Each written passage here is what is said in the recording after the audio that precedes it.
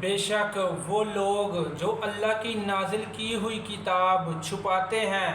اور اس کے بدلے ذلیل قیمت وصول کرتے ہیں، قیمت لیتے ہیں اور اپنے پیٹ میں آگ بھرتے ہیں، اور اللہ قیامت کے دن ان سے نہ کلام فرمائے گا اور نہ انہیں پاک کرے گا اور ان کے لیے دردناک عذاب ہے۔ اللہ کن کو پاک نہیں کرے گا، کن کی طرف دیکھے گا بھی نہیں، اور کن سے کلام بھی نہیں کرے گا، بات نہیں کرے گا، کہ جو اس کے قرآن پاک میں لکھی ہوئی بات کو چھپاتے ہیں اور اس کے بدلے تھوڑی سی قیمت لے کر اس کو بدلنے پر راضی ہو جاتے ہیں۔ یہود کے دور میں علماء ایسا ہی کرتے تھے کہ جو نبی کے بارے میں جو آیت ہوتی تھی، آخری نبی صلی اللہ علیہ وآلہ وسلم آخری نبی ہیں اور ان کی نشانیاں جو لکھی ہوتی تھی اس کو بدل دیتے اور تھوڑی سی قیمت لے کر اس کی جگہ کچھ اور لکھ دیتے اور جھوٹ کہتے اور بتاتے۔ ان الذین یکتمون ما انزلنا من الکتاب، بے شک وہ لوگ جو اللہ تعالیٰ کی نازل کی ہوئی کتاب کو چھپاتے ہیں۔ کافروں کے ایک گروہ مشرکین کے اعمال کا ذکر کرنے کے بعد اب دوسرے گروہ یعنی یہودیوں کا تذکرہ کیا جا رہا ہے۔ پہلا، اگر وہ اللہ تعالیٰ کے حق میں کوتاہی کرنے والا تھا تو دوسرا گروہ مصطفیٰ کریم صلی اللہ علیہ وآلہ وسلم کے حق میں کوتاہی کرنے والا تھا، یعنی کہ دو گروہ تھے۔ کافروں کے ایک گروہ مشرکین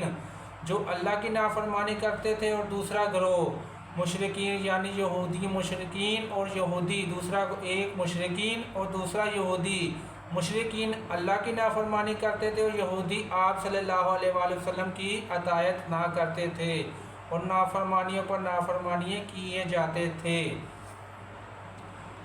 شان نزول، یہودیوں کے سردار علماء امید رکھتے تھے کہ مبعوث ہوں گے۔ دو عالم محمد مصطفیٰ صلی اللہ علیہ وآلہ وسلم کی دوسری قوم میں مصلوب فرمائے گئے تو انہیں یہ اندیشہ ہوا کہ لوگ توریت انجیل میں آپ صلی اللہ علیہ وآلہ وسلم کی نعت اور صفت اور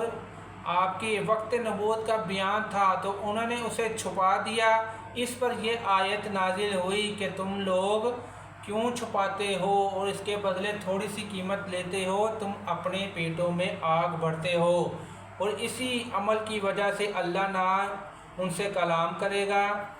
اور انہیں دردناک عذاب دے گا۔ یہودیوں کے اسی طرز علم پر فرما دیا گیا کہ ذاتی مفاد، مال و دنیا اور عیش و آرام کی خاطر اللہ تعالیٰ کی کتاب اور احکام شریعت اور شان مصطفیٰ صلی اللہ علیہ وآلہ وسلم چھپانے والے مال و دولت سے اپنے خزانوں نہیں بھر رہے، بلکہ حقیقت میں انہیں اپنے پیٹ میں آگ بھر رہے ہیں، اور یہ حرکات انہیں جہنم میں لے جانے کا سبب ہوں گی۔ قیامت کے دن یہ لوگ اللہ تعالیٰ سے ہم کلامی کے شرف سے محروم ہوں گے، رحمت الہی سے دور ہوں گے، اور انہیں کسی طرح گناہوں سے پاک نہیں کیا جائے گا بلکہ جہنم میں پھینکا جائے گا۔ یاد رہے کہ گناہوں سے پاک نہیں کیا جائے گا بلکہ جہنم میں پھینک دیا جائے گا۔ یہ کتاب کے مصنوع پر کسی کو مطالعہ نہ ہونے پر دیا جائے اور نہ وہ کسی کو پڑھ کر سنائی جائے اور نہ دکھایا جائے، کہ یہ بھی چھپانا ہے کہ غلط و تاویل کر کے معنی بدلنے کی کوشش کی جائے اور کتاب کے اصل معنی پر پردہ ڈال دیا جائے۔ یہودی ہر طرح سے تعویلیں کرتے تھے اور ابھی تک بہت سے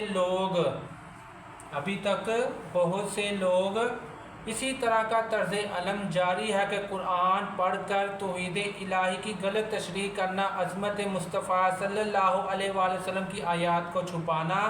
اور اس کے معنی بدل دینا،